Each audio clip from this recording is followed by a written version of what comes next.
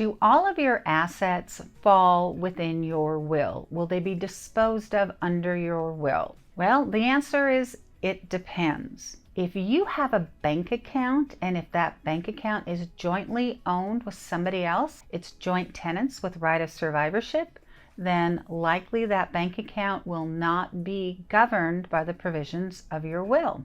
It will go to the joint owner who survives the other owner's death.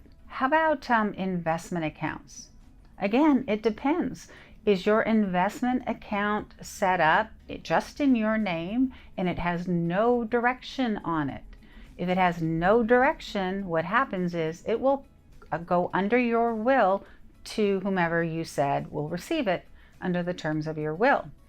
But how about if your investment account instead says it pays on death to someone? Then that investment account will pay on death to whomever you said, regardless of the terms of your will. So when you're looking at assets, you need to look at how is it titled and does it have any direction to pay on death. Not to complicate things, but let me share this with you.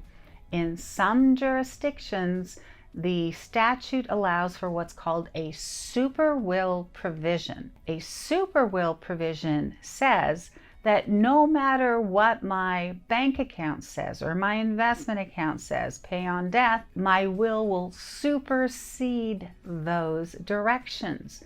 That's called a super will provision. And some people really like to use it because that way, if they, fail to do basically their homework in implementing their estate plan, they didn't change the direction of bank accounts that they had before they signed their will, then the super will govern those bank accounts, investment accounts, even though they say something different than the will. One of the problems with the super will provision is that it will likely engender some litigation, if not confusion for sure.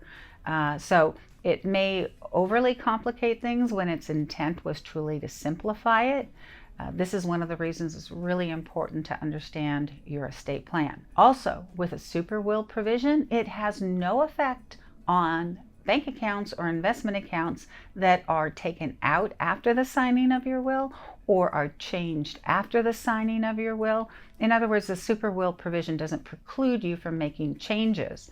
So again, this is an area where we might see some litigation, some claims of undue influence, that somebody took their parent and changed everything on their bank accounts. The super will provision said a different thing. When it comes to where your assets go, keep in mind that your will does not govern everything and likely will not govern everything. Each asset needs to be understood.